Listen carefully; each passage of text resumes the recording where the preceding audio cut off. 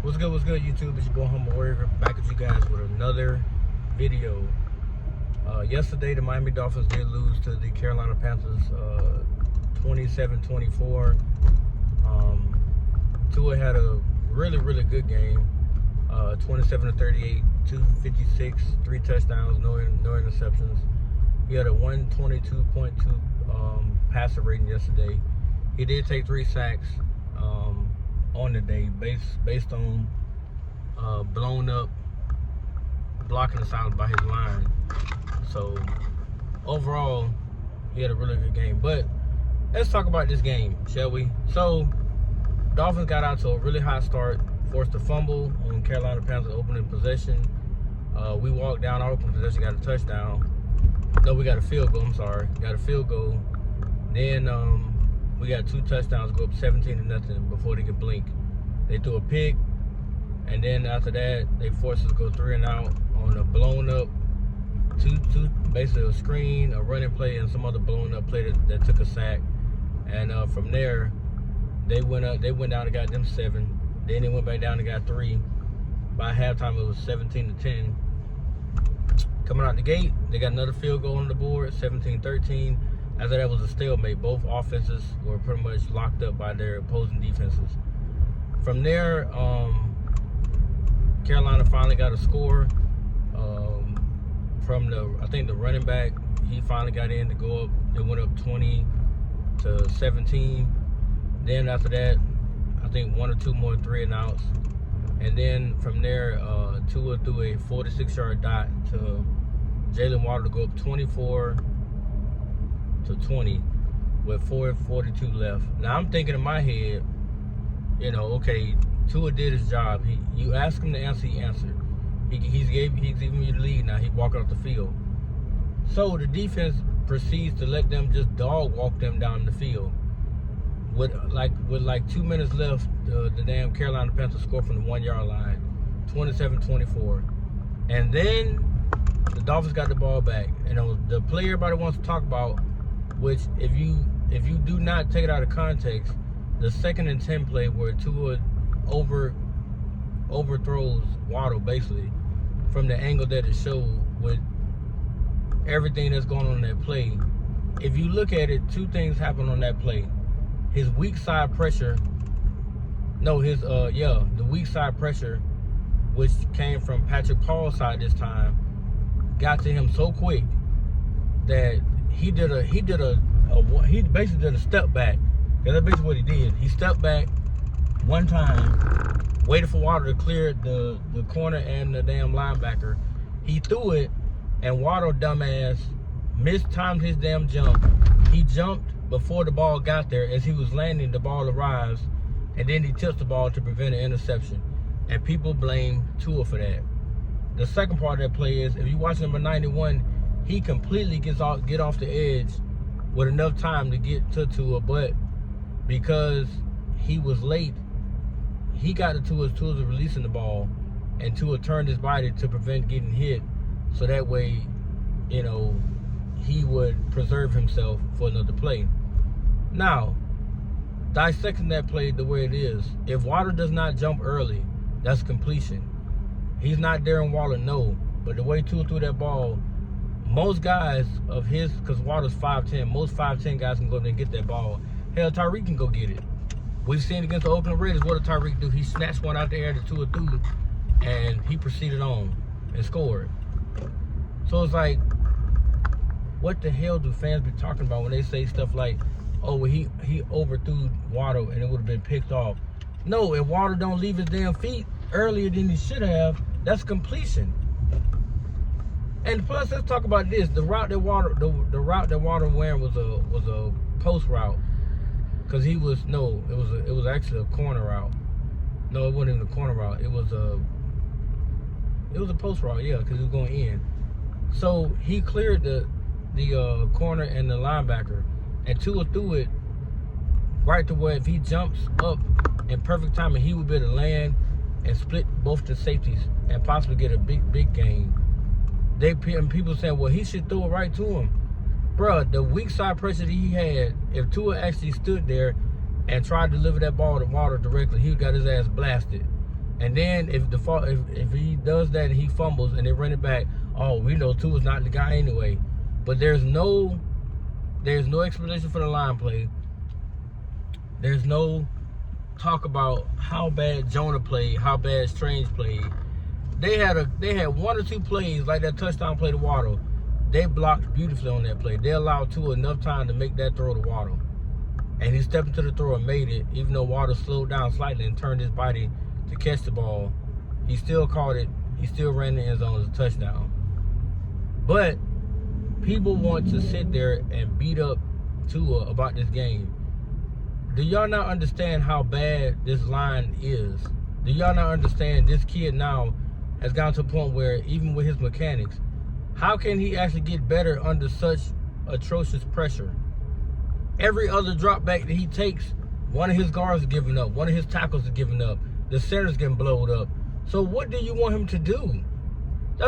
If somebody could explain that to me, what do you want him to do under that situation that does not involve him getting his ass killed or getting hurt to fucking move the ball? Explain it to me. What do you do as a quarterback if you know half a second after the snap, your line is going to basically collapse in? They're going to cave in. They're not going to give you the time you need to survey the field to make throws. Even though another stat came up that said 10 yards or more down the field, he was 10-14 with 3 touchdowns. But he's the problem. And that's what kills me. He's the problem. Despite him moving the ball down the field over and over and over and over and over again with Waller and Waddle, because Washington is a gadget player. I don't know why the hell they doing that to that boy when he can actually go down the field and make catches. We don't have Tariq. We don't have, we're not using D. It's almost like Mike McDaniel sabotaging to a season. Because why the fuck are we calling screen plays 5-6 yards behind the line of scrimmage? And when we get the blocking, our receivers are getting blown up to where they can't even advance to get a positive yard. So what are we really doing? Then we take the time to talk about, you know what I'm saying, the way things are going. And the offense, we abandon the running game completely. We don't run the ball. Then we're talking about, well, if we do try to run the ball, we don't get a push. At least if you run the ball, you keep the defense honest. They're not going to just tee off on your damn quarterback. That's what you don't want. You don't need them teeing off on him. Because every team that we face moving forward, that's all they're going to do. They're not worried about Achane. He's a gadget player too. Hell, you saw the touchdown that he caught in the end zone. They said how many running backs in the league can make that type of catch. It doesn't matter. I'm glad he caught it, but Tua threw a perfect ball. And that's the point of this, bro. It has to be a perfect ball. Every single throw has to be perfect, or he's going to get crucified.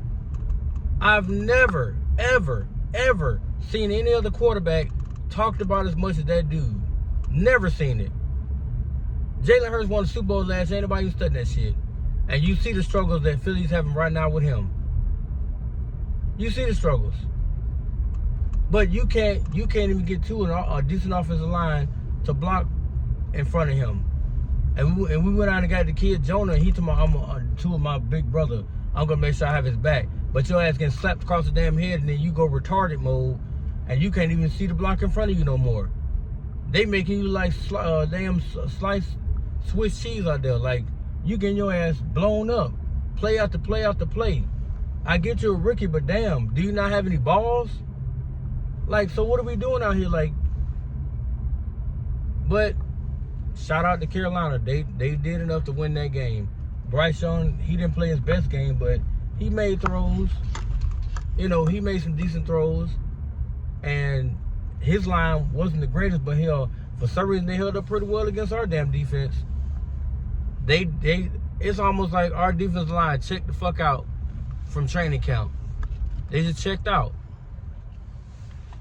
So at this point, I don't know. I don't know how to fix it. Like I said, Mike McDaniel should have a job anymore, in my opinion. But I'm not the damn GM. I'm not the owner. But that game right there showed you guys that even with Tua playing at his absolute best, we're not a good enough team to overcome. And people don't want to blame the defense because they want to talk about the offensive drives that went 3 and out. But if you watch the game, How many times did Tua get under duress? How many times did he take unnecessary hits, or he was under immense pressure trying to make the throw to give his guys a chance? How many times? How many times did he drop back, and before he knew it, he was literally about to get his head knocked off? But you know, it's not talked about because when it comes to him, they want somebody else. What? I'm right here, Papa. You came on, ain't you? You doing a video? Yeah. I'm sorry. Love you. Love you too. But yeah, how many times is he under that type of duress? That's all I'm saying. It doesn't make any sense. And you're asking him to lead the team and to go make a game-winning drive. Well, guess what? Your component has to do his job. Your line has to block. Your receivers have to get open. Your running back has to plug up certain pressures that come, so that way he's not taking those hits. So that way he's not stepping backwards when you step forward into the throw. But it's all on Tua, right? I don't understand it. Please explain to me, why is it all on him? Nobody else got to do their job but him. Nobody else. Everybody else seems to be exempt from anything. But he's asked to stop the run. He's asked to make the throws. He's asked to block guys. He's asked to get open. He's asked to find running lanes. He's asked to not make stupid-ass play calls as if it's him making that decision. That's all. That's the only thing I want. That's the only thing I want the Dolphin fan base to tell me. Why is everything directly on him? And don't give me that $200 million shit. That's a played-out excuse now. If he's asked to do everything and everybody else is exempt, then why the hell we got a 53-man roster? We should just make Tua show up every Sunday and play against the entire defense and offense, right? It should just be him out there. Because apparently this is a one-man show. It's been that way since the moment he got drafted there. And I've never seen that shit. Michael Vick was the ultimate experience in Atlanta. But even he couldn't overcome certain woes that the team had. But they didn't make it all about that, though. They talked about the team. They talked about what he didn't have around him. They didn't talk about him. Jalen Hurts is a perfect example of what a GM, when he builds around a quarterback, what that quarterback can do or accomplish. Jalen Hurts wanted to win the Super Bowl. Did you hear what I said? Jalen Hurts wanted to win the Super Bowl because they made it about Jalen Hurts. Even though everybody knows it's a Saquon Barkley show. And what is his receiver saying this year? Miscommunication. He's not seeing the field. They're having issues with certain routes or whatever and getting the ball in certain spots or whatever. But last year you wanted to make about Jalen Hurts and Saquon Barkley, right? So now y'all see a glaring problem with Jalen. It's been this way forever. It's been this way. But he has everything around him. And they still lost yesterday. And couldn't get past 20 points. But I digress. We'll see what happens next week because we got the Chargers. And yeah. But I'm gonna go back in this house and talk to the wife a little bit. But let me know what you guys think. Seriously, please give me some insight on this video about why does everything have to fall into his lap, especially that game yesterday. The 3 and outs. Go back and watch the actual tape. The 3 and outs are not all on him. But please explain to me why it is. If everything falls on him, please explain to me why. And don't use his $53 million quarterback, because that ain't no damn excuse. That's not a reason to blame somebody. I just want to know why he's responsible for his guards playing like hot doo-doo, and then his running game being evaporated, and him resulting to just going to Waddle and Waller and throwing behind the screen gadget plays and shit like that, but way behind the line of scrimmage when it shouldn't be that way. So I'm waiting to hear why. That's it. Peace.